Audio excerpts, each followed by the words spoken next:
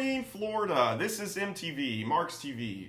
And I'm not going to ease into this morning because this moment we're in does not deserve calm. We've got escalation with Iran. We've got members of Congress that are just finding out about the escalation and the war plans on their Twitter feed. And if you think that is a smooth running machine, I think you're mistaken. That is called dysfunction, and it should bother all of you. And the timing just isn't subtle. When politics heat rises at home, when legal pressure stacks up, when the narrative just starts cracking under their feet, suddenly the spotlight shifts overseas and everyone is supposed to salute and stop asking questions. But I'm not wired that way, and I have a feeling you're not wired that way either. So here's the real fight. The real fight is in November, and we need to keep our eye on the prize. And I'm just going to say this plainly. You know what a lot of this boils down to? Is that MAGA is just pissed. They're pissed that a black man saved our country from the brink of bankruptcy. They're pissed that a black man gave us more affordable health care. They're pissed that a black man brought this country together and is still loved all around the world. MAGA retribution for a black president being elected is pathetic. And you should all be ashamed of yourselves. This chaos is rooted in racism, and MAGA, it is your fault. And you need to understand that, and you need to absorb it and move on. And you know what? Real quick, I've gotten a lot of new followers lately, and I want to make something perfectly clear here so everyone understands what you're looking at. About a year ago, I got loud because I could see the obvious authoritarian shift happening, and I wasn't doing it for attention.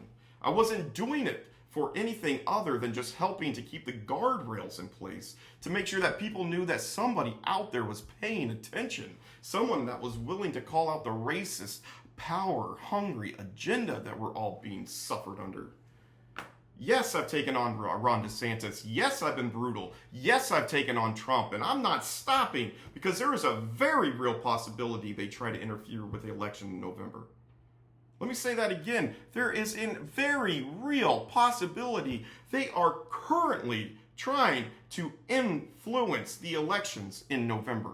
Republicans, Democrats, Independents, MAGA, you don't have to agree with me on everything. You don't have to like me, but you should agree that election integrity comes before party, before personality, and before all of it. If we lose that, we lose it all. We all need to get behind free and fair state-run and local-run elections. Now let's talk about healthcare, because this is where I stop speaking in theory and I speak from experience. I used to be a health insurance agent. I've sat at kitchen tables. I've sold policies. I've watched how the system actually works from the inside, and the system is built to confuse you.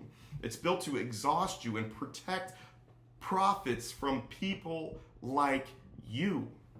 They promise the world. They're selling you the policy. They show you networks and coverage and peace of mind. And then when you get sick and suddenly you're being dragged through the fine print that you never knew existed, deductibles, co-insurance, prior authorizations, out-of-network traps, not medically necessary, endless hoops. So you hit your deductible, which could be upwards of $20,000. I've seen it. And you think you're safe. You've paid $20,000. No, you still have to pay. You're not safe. Your deductible doesn't mean that you can now start paying nothing for insurance. That means that you now pay a percentage of the entire thing. So then you hit your max out of pocket, which depending on the situation can climb into six figures. And that's when you think you're finally done paying medical bills. But by this time you're broke. But you still have to pay the bill. You still have to pay your monthly insurance premium. And they say, don't worry, we cover everything. Only if your policy covers pre-existing conditions. Does your policy cover pre-existing conditions? I bet you don't even know. I bet you think that it's the law for your policy to cover pre-existing conditions. It's not the law. That's part of the ACA plan. There are many private companies out there that are pushing these bullshit insurance plans that do not cover pre-existing conditions. And when it comes down for the time for them to actually pay out, they run and they hide and they make you starve and beg, and then you go broke. And that's just the reality of the situation. And you know what? Childcare just isn't any better. In many places, it costs just as much as college tuition. Tuition for daycare. Young adults are already drowning in student loans. They're crushed by housing prices. They're squeezed by wages that don't match inflation. And then we tell them that starting a family requires another tuition-sized bill so they can go to work and survive. That doesn't make sense, guys. We're the richest country in the world, supposedly. We have billionaires that have enough money to give their great-great-great-great-grandchildren 15 homes, but we can't take care of ourselves? When did it become taboo for the middle class and the lower class to ask for more? Billionaires ask for more every day. It's human nature to ask for more. But we need to fight for our interests, not for the billionaires' interests, right? So we need single-payer health care. We need college tuition assistance. We need child care assistance. These are needs from the middle class, from the grassroots, from the street. This is what people want, and these policies are popular. But we have half of the country, or a third of the country, that right now, for some reason, is under hypnosis, and they think that capitulating to a billionaire is going to line their own pockets. It's not. That's called insanity. And that's why I've said this too. It's hard not to tear up at bed at night sometimes, knowing that today, as bad as it was for America, will probably be even worse tomorrow. It's go time, guys. This is it. It's time to get organized. It's time to make sure our governors have a plan in place for fair and free elections. I'll be working on that more, organizing real impactful initiatives, but we all need to be doing it. And what can you do too, MAGA? I'm talking to you.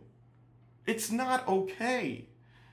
We need free elections, and I feel like that's something that you just have to get behind. We cannot have federal control elections. State-run and local elections is the only way to have a free and fair election.